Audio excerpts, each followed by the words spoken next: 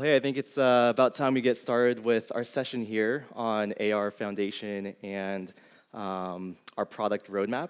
My name is Matt Fuad. I'm the product manager for AR and VR at Unity. And I'm Mike Durand. I'm one of the engineering leads on the XR platforms team, and AR Foundation is one of my team's products. Cool. Well, hey, we're so glad you're here. We're glad that you chose to take 45 minutes out of your time this week. Hopefully you guys are all having a great Unite so far. Hopefully you've been checking out the AR and VR kiosks and all the other sessions that we have going on. Today we just wanted to give an overview of AR Foundation, sort of a primer on what it is, reiterating what our mission is with the product itself. We also want to give a brief overview of the architecture that it's built on. We promise we won't be getting too technical, but it'll sort of give you a good overview of some of the benefits that come out of that architecture. Then I'll get us through the journey so far, the features that we've supported, and for what platforms that we supported as well. And that'll lead us to what the road looks like ahead into next year and beyond. And then, of course, at the end, and then Mike will actually cover briefly how DOTS becomes relevant to AR and our story with AR Foundation and some of our thinking there. And then lastly, we'll hope to have some time for Q&A. So before we get started, I know the lights are kind of dim here, but just out of curiosity, how many of you guys have actually used AR Foundation? Oh, voila. Okay, so most of you have actually been in the product. And how many of you have been with us since AR Foundation 1.0 in its initial release? Oh. Awesome, cool. Well, thank you. Thank you for being early adopters with us and really just being pioneers in the industry here. We appreciate especially all the feedback that you've given our team. We want you guys to know that it's something we care about deeply, and we want to make sure, as a product manager, I want to make sure your guys' voice is reflected in our long-term plans as we really improve the product and make it first class. So thank you.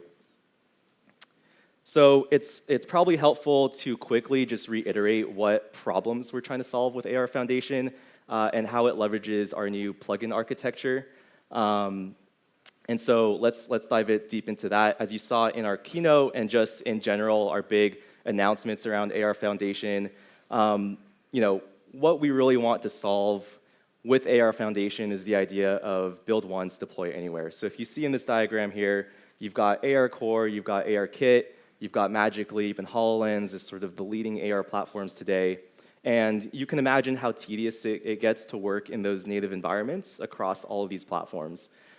This is not an easy problem to solve, given the many differences across those platforms, and we'll talk more in detail about how we actually solve this architecturally in a few minutes.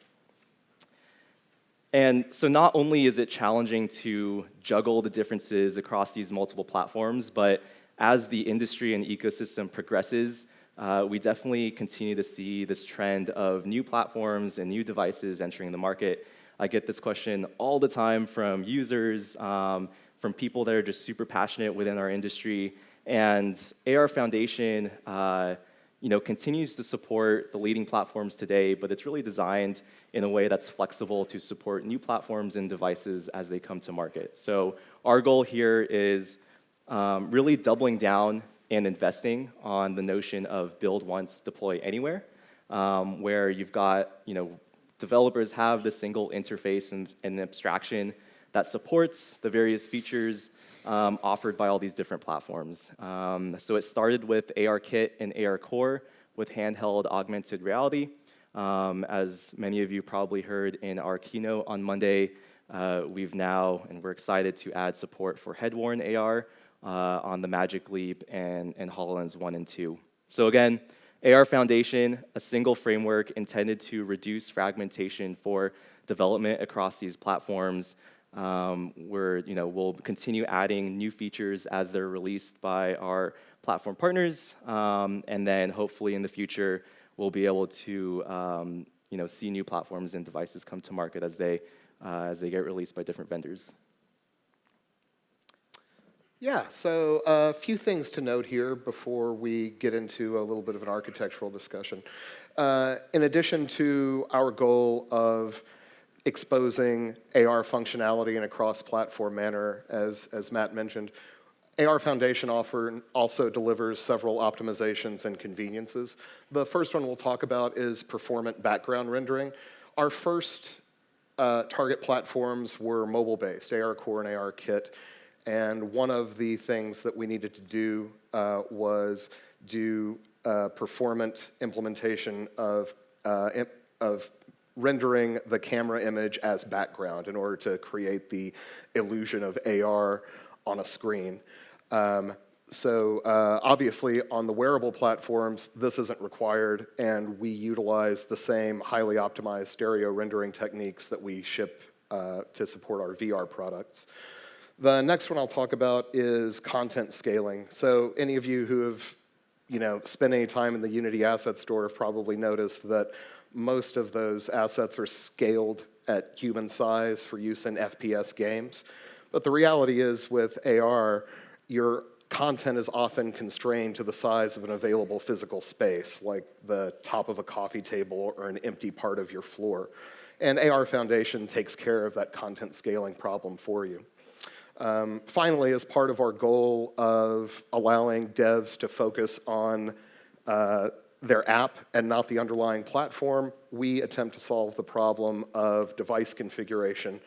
In addition to the convenience of that, there's also an optimization that we can make, since we are aware of how the configurations affect battery life and performance. We can take care of that and hopefully, like I said, free the developers to focus on their experience and not the peculiarities of a platform. So before Matt continues with the roadmap discussion, we'll go ahead and talk a little bit about the architecture that AR Foundation is built on. So far we've been talking about the reality that some of our platforms have functionality that other ones don't, and yet we want to support them in a uniform way with AR Foundation. So the architectural tool that we use in order to do that is called Subsystems. Subsystems are logical groupings of functionality. So things like plane tracking is considered a subsystem, as is image tracking or 3D object tracking, things of that nature. Subsystems and the APIs that devs use to interact with them are designed to be completely independent from one another, and in fact, and often is the case, a subsystem may not be available on a particular platform. So I'll give you a real-world example to kind of show where this might be useful, and our system can be utilized in a cross-platform way that allows you to focus on functionality rather than platform. So let's say you're making an experience that can use 2D image detection and tracking to trigger some behavior, but your preference would be to utilize 3D object detection and tracking in order to trigger that same behavior. What you can do is write your app to look for the presence of an object tracking subsystem, and if it's there, great, you can utilize it. If it's not there, then you can gracefully fall back to using 2D image tracking. So again, this is an example of how we can allow you to think in terms of the functionality of your app rather than the platform upon which your app is running. In addition to the absolute presence or absence of an entire subsystem, the AR Foundation and the subsystem architecture allows for people to code around discrepancies in implementations. Another example of that might be plane subsystems. Maybe on two platforms each support plane detection, but one platform only supports horizontal plane detection, while another one supports both vertical and horizontal plane detection. What we give you as a tool for programmers is metadata on the implementation of a subsystem, which we call a subsystem descriptor. So you can query at runtime whether the subsystem that's available, in this case, supports horizontal or both horizontal and vertical plane detection, and adjust your app accordingly. Just moving on. Let me, final slide, I'll take you through a diagram of our architecture that can kind of help get the point across, I think. So at the very top, you'll see the AR Foundation package, which contains the APIs that we encourage devs to target, and in addition to exposing all of the AR actions and data that are available through the subsystems, it also will convert much of that data into a game object representation, which is convenient. The middle layer in this design diagram, or architecture diagram rather, is the AR Subsystems package, and this is where the actual abstract subsystems are defined, and it also provides the the ability for AR Foundation to refer to specific implementations of subsystems without having any direct knowledge of what those underlying platforms is. And then finally, we've got at the bottom of this an example of a provider package. So the providers that we support right now, as Matt showed, were ARCore, ARKit, Windows MR, and Magic Leap. And what you will see in a provider package is a specific implementation of each of the supported subsystems. In addition to that, these packages are also where we make the native calls into their underlying SDKs or operating system calls. It's also where data is converted from platform-specific into platform-agnostic subsystem data, so that all AR data can be considered the same. And then finally, I'll just mention that each of these packages are delivered via the Unity Package Manager, which is great because it gives you as devs the flexibility to take new updates and bug fixes without going through the disruption of taking an entirely new version of Unity. So hopefully we've at least given you some terminology around how the AR Foundation architecture works, and hopefully some insight in how it all fits together. And now I'd like to turn it back over to Matt to go through the history of our releases as well as our future roadmap. Cool, thanks, Mike. And I forgot to mention, these sessions will be available on YouTube after the conference, so feel free to, with diagrams like this, it's a lot of information. Feel free to take snapshots, or just wait until the session's available on YouTube, and these slides will be available there. So now let's look at our journey so far and reflect on a little bit of history of how we got to where we are today. Again, as many of you in the room have been with us since day one with AR Foundation's initial release, just want to say thank you. We believe we're on the verge of shaping the world with AR, and it's not just Unity, it takes the entire ecosystem, so thank you again. It's crazy to think that it was only 2 years ago when Apple and Google respectively released their initial releases of ARKit and ARCore. Soon after, Unity released plugins for both these platforms, ARKit and ARCore, on Bitbucket and GitHub. But to be honest, we at Unity had always dreamed of unifying that support, again, doubling down on our principle of build once, deploy anywhere.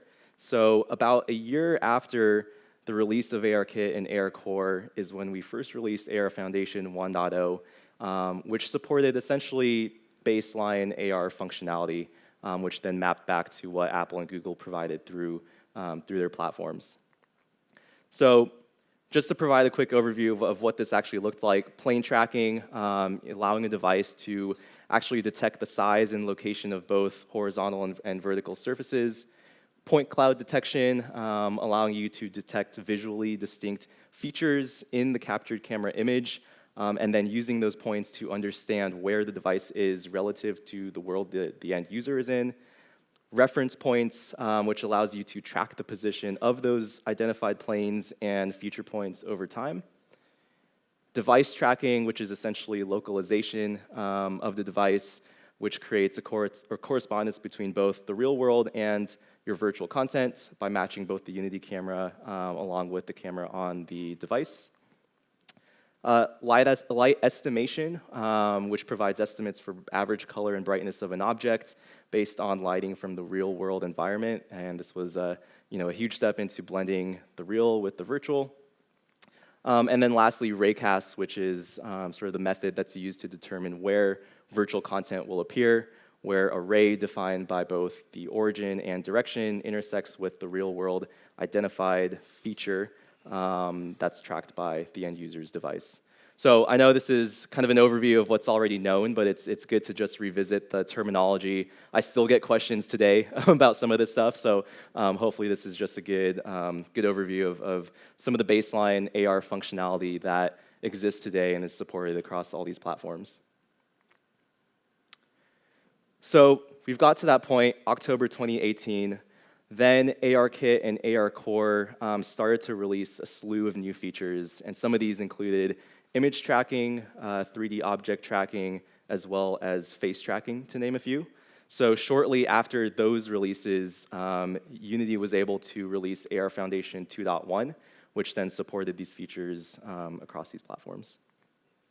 So let's take a deeper look into that. So for face tracking, being able to access face landmarks, a mesh representation of detected faces, as well as blend shape information, which can then feed into a facial animation rig. This is currently supported on both ARKit and ARCore. And with AR Foundation, the Face Manager takes care of configuring devices for face tracking and also creates game objects for detected faces within the session. 2D image tracking is also supported on both ARKit and ARCore. Significantly adds a level of interactivity and immersion to your AR experience by detecting and tracking specific 2D images in the real world. So with AR Foundation, the tracked image manager now automatically creates game objects that represents all of your recognized and detected images. And then 3D object tracking, which is currently supported on ARKit, being able to import digital representations of real-world or physical objects and detecting them in your actual environment and space.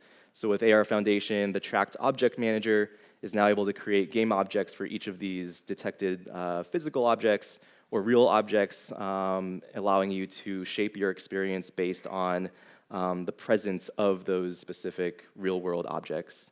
We found this great for educational experiences as well as training experiences. Lots of use cases we feel are enabled through this feature.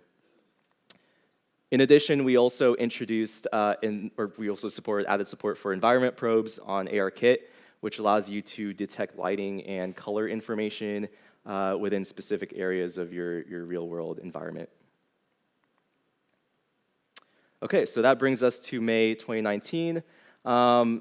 Recently, Apple released ARKit 3.0, again, with a new set of exciting features. And just days after that, in June of this year, we were able to release AR Foundation 3.0, motivated by ARKit 3, adding support for those features. So again, these features include motion capture, which provides applications with both 2D and 3D or world space representation of humans recognized in the camera frame. So if you see here in the video, you can see what that looks like.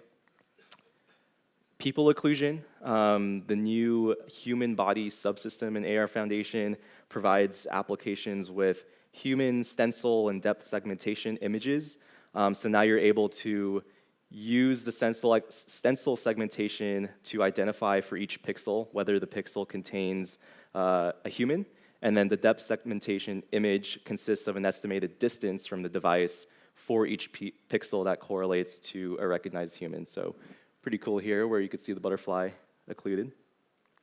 And then lastly, collaborative session, allowing for multiple connected ARKit apps, continuously exchanging their understanding of the environment. So now with AR Foundation, devices can share AR reference points in real time. So again, like we announced in the keynote on Monday, AR Foundation now supports head-worn AR on top of handheld AR. That means support of features on Magic Leap and the HoloLens 1 and 2. We're still in the progress of improving feature parity across these platforms, but most of the base AR functionality that we went over a couple minutes ago across all 4 platforms are now supported or will be alongside our 2019.3 release in just a month or two. This is exciting news, we believe. I also wanted to throw the last 2 bullet points up there, which are the XR Interaction Toolkit, which is actually also built on the same architecture that Mike covered earlier in this presentation. But that's really designed to help accelerate your development process where you can add interactivity to your AR apps just by simply dropping components into your scene. So no more coding these object interactions from scratch. We feel like this is really going to reduce a lot of pain in your development process.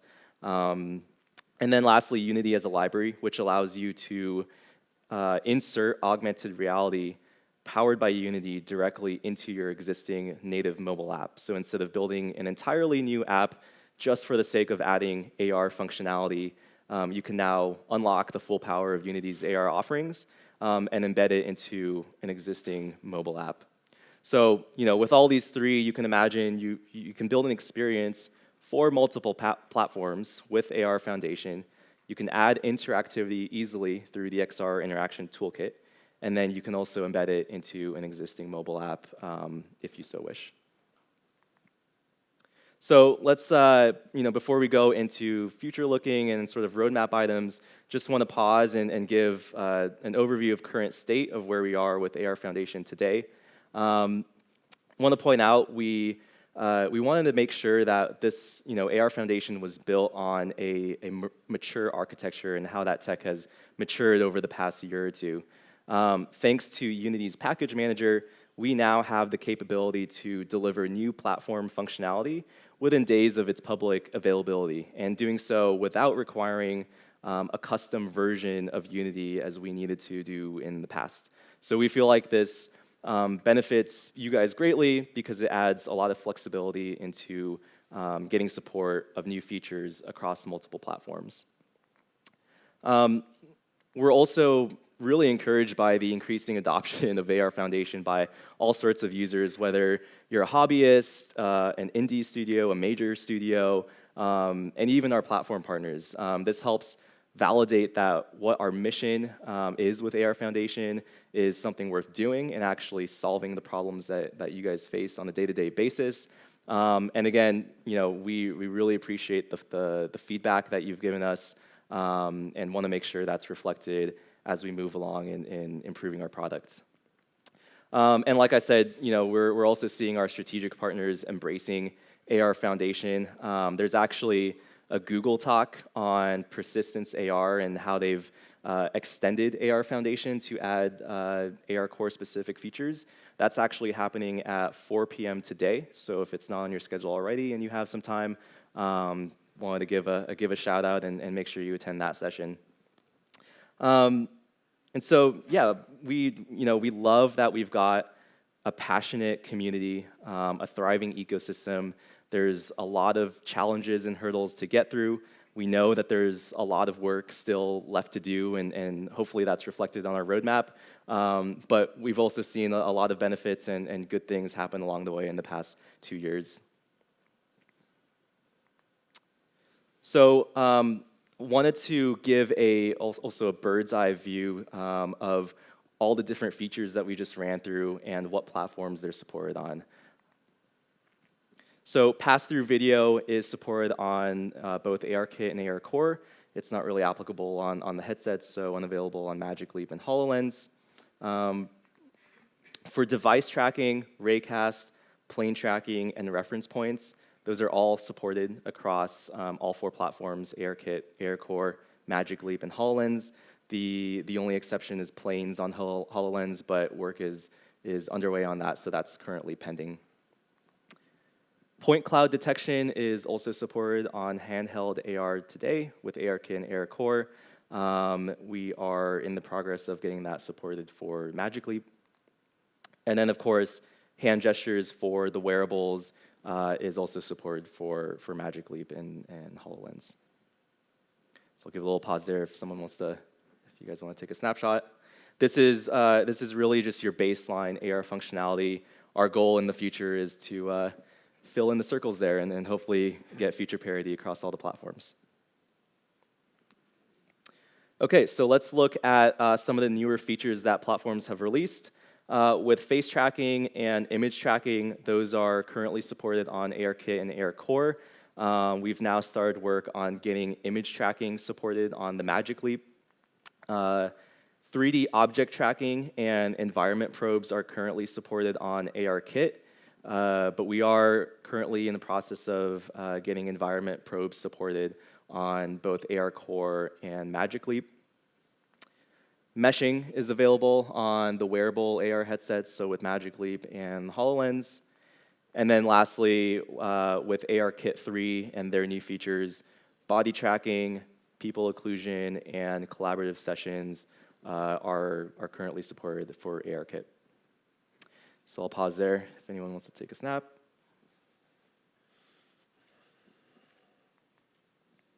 Cool, so let's dive into a little bit of the road ahead and some of the initiatives that our team is currently focusing on for the next year and beyond.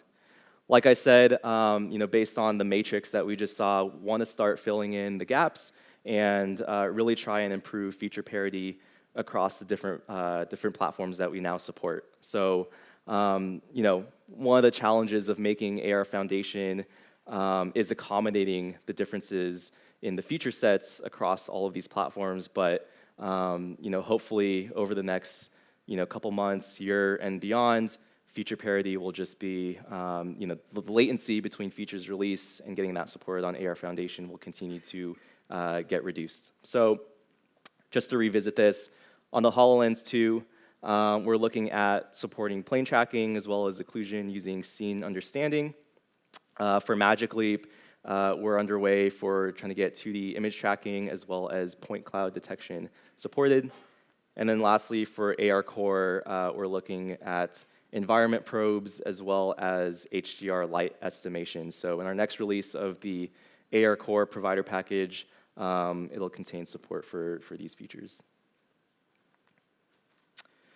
One of the most common pieces of feedback and requests we've seen is this idea of iteration time. It's a big focus for us. We know it's painful, especially when it comes to building for augmented reality. So we've got a big push to try and reduce iteration time as best as possible.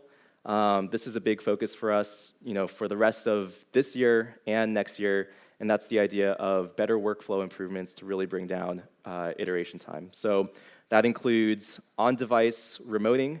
We're going to focus on mobile AR, ARKit and ARCore, as that's sort of the most, the leading platforms and the platforms we see most activity on. So we want to make sure that those tools are available as soon as we can. And that's essentially the idea of, the notion of playing an editor, but on a device to test the features that you're implementing within your AR experience. We're also going to look at in-editor simulation, so without the need for a device, but being able to simulate different AR features or pieces of functionality within the editor itself, and being able to accelerate or ease the pain of development with these two initiatives. And finally, the idea of rapid content creation.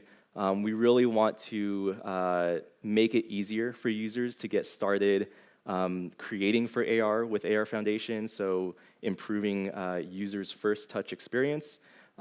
This ranges all the way from potential templates in the editor for both handheld and wearable AR. It includes better samples and tutorials and education about using AR Foundation and just answering common pain points and common questions that folks have.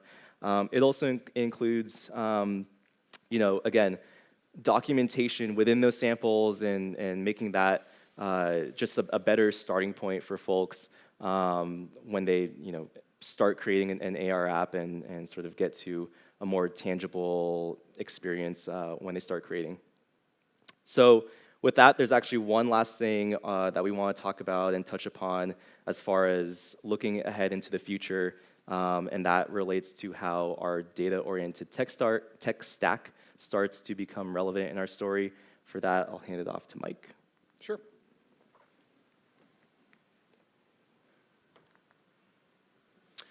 Yeah, so how did we possibly make it 30 minutes into a presentation at Unite 2019 without talking about dots?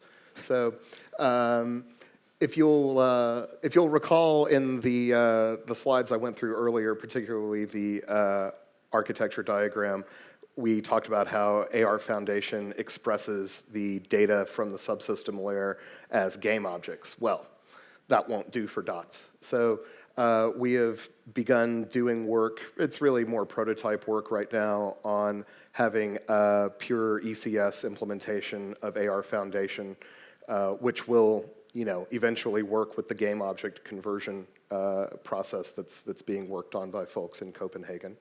So the idea being, generally speaking, that the different managers that were described at the AR Foundation layer for like plane manager and image tracking manager and object tracking manager would be replaced by dots systems, and rather than as game objects, these things would be expressed as entities.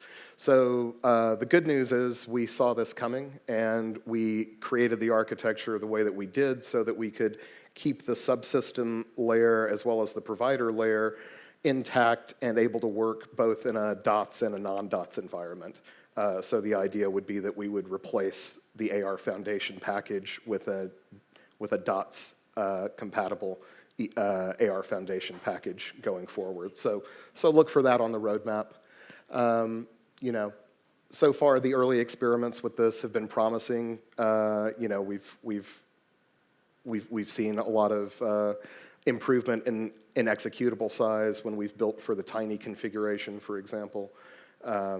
But again, that's too early to go into much details on, and too early to promise in any form on the roadmap. But just wanted to let you know that that's where we're thinking along with the rest of the company in terms of being part of the data-oriented tech stack.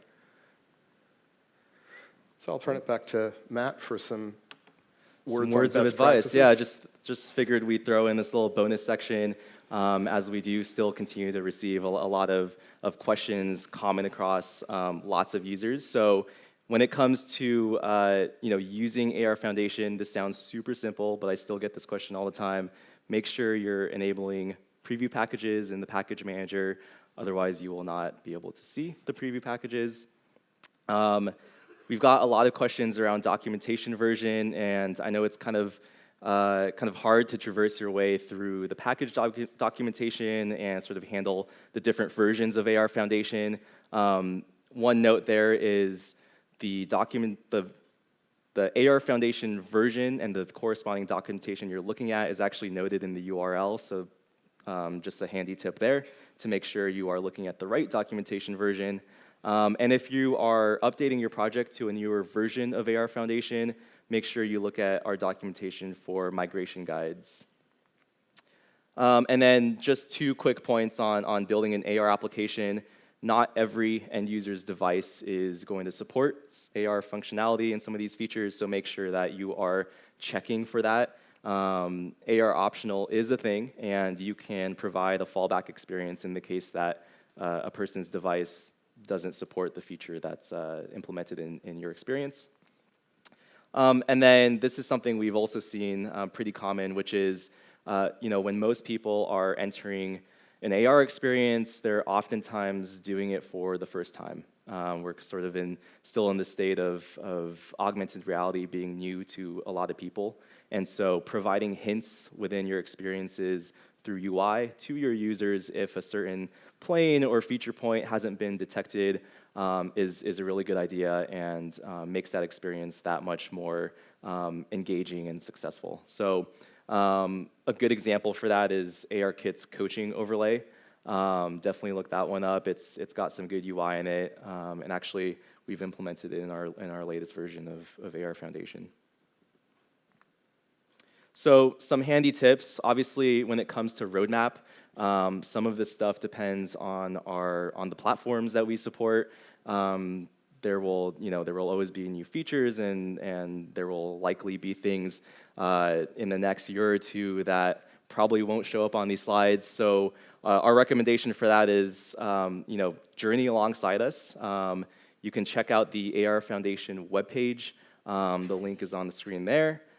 Make sure that you are, again, looking at documentation that corresponds to the right version that you're using. You can see there in the link, 3.0 is your indicator of what version you're using there. And then we're aiming to continue adding more and better samples on GitHub so that you've got working examples for a certain feature that you're looking at, as well as additional documentation. And I can't stress this enough, but we really, really appreciate your feedback, so join the conversation on Unity's forums. And lastly, just wanted to present these as the folks behind doing the magic and making this possible. We've got Mike's team, which is all in Bellevue, so just wanted to give them some credit, and we'll continue to try and improving this product for augmented reality and beyond. And that's it. So I think we have about 10 minutes left, just a couple under, for any questions that people have. There are 2 mics on sort of in the middle layer here. If anyone has any questions they'd like to ask, feel free to jump in. Yeah.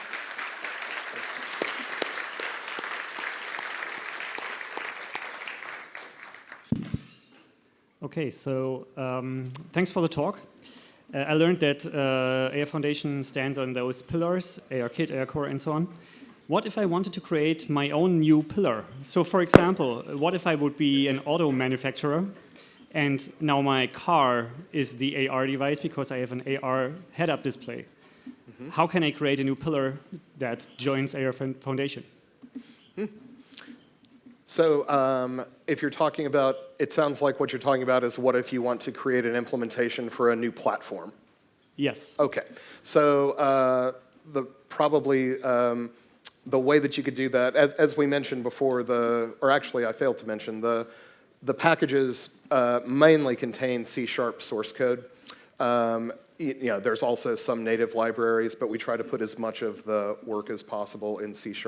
So you could actually look at the source code shipping in the ARCore, ARKit provider packages and get a pretty good idea. But the basic idea is that you would inherit your own provider implementation of one or more of the subsystems, which are defined in the AR subsystems package. So just like ARKit has, inside of its package, it has an implementation, a subclass of plane subsystem. You could similarly create a subclass of plane subsystem and implement the abstract functions yourself. I have 2 questions, and one would be, what's the current state of Universal Pipeline and AR Foundation? Sure. So actually just recently, I think in the 3.0 release, Todd from my team implemented support for URP as well as LWRP, the last shipping version of LWRP that's still out. It will be deprecated. So as of right now, if you're using AR Foundation 3 along with the latest versions of ARCore and ARKit, then you will be able to, at least on the mobile platforms, use URP. That's actually a really good question that we forgot to mention, and I know there's a thread on the forums that details how to sort of step-by-step instructions on how to get that working. Yeah, and the other question would be around what kind of turnaround times can we expect in the future if there's new releases from Google or Apple? Because so far it seems like whenever Apple releases something new, it's like a day one Unity AR Foundation thing. Mm-hmm. But then when Google brings the feature, it takes like half a year or something like that. Well, we're actually, as of right now, we are, it's not released yet, but we're implementation complete on environment probes for ARCore. So that should be in the next update of AR Foundation and the related packages. And then I think that would leave the last major piece of functionality to be cloud anchors, which, as Matt said earlier, Google has extended AR Foundation themselves in order to expose that. So I feel as though we're in pretty good shape feature parity-wise on AR Core. But don't you think it's kind of a bad sign that Google has to go in and extend it themselves because, I don't know, it takes them too long or something? There's actually more to it than that. So part of the challenge is being able to figure out where abstractions can be made, and sometimes there are certain features that are just that come out, and there's not enough of a comparison for us to understand how to really make an abstraction for it. So the choice there with AR Core was for Google to extend it themselves. As we have more implementations of similar functionality like Azure Cloud Anchors, we might be able to come up with a sensible abstraction that would fit both of those platforms, both WMR as well as AR Core.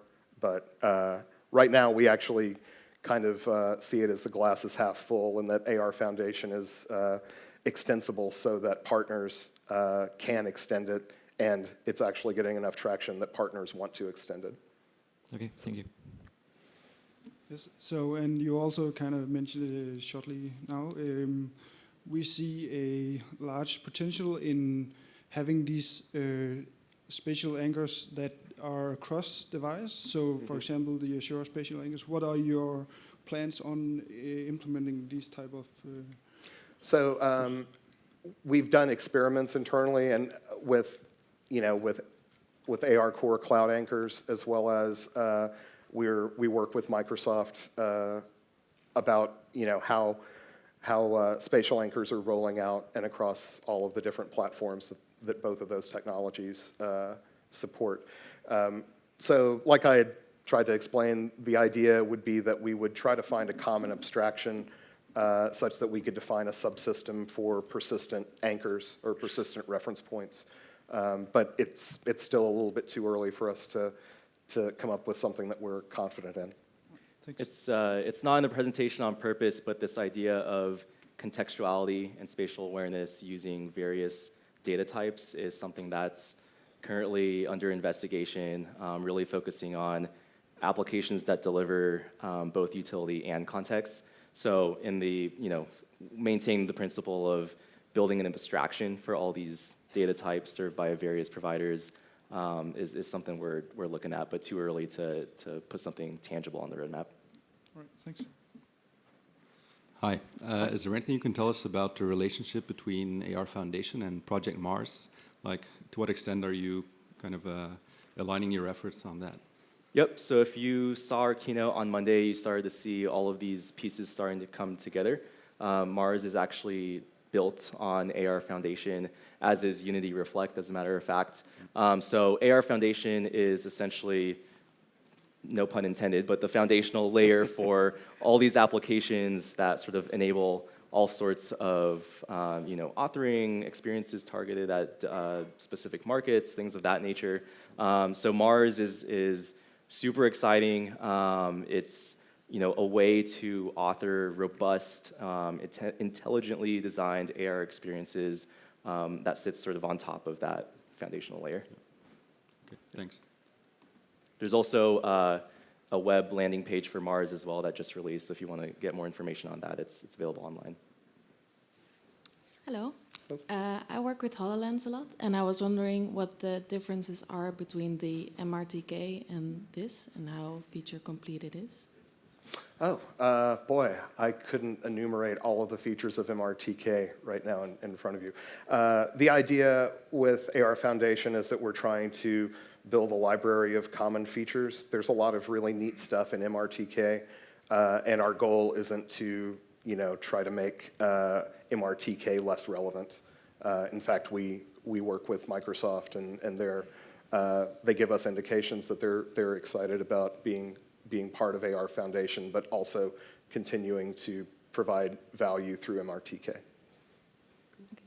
apologies, we're actually out of time, so we got to go. But I'll be around right outside the foyer if you still have questions. Feel free to come chat with us. Would love to hear and answer any questions you have. But thanks again for coming. Appreciate Yeah, it. Thank you.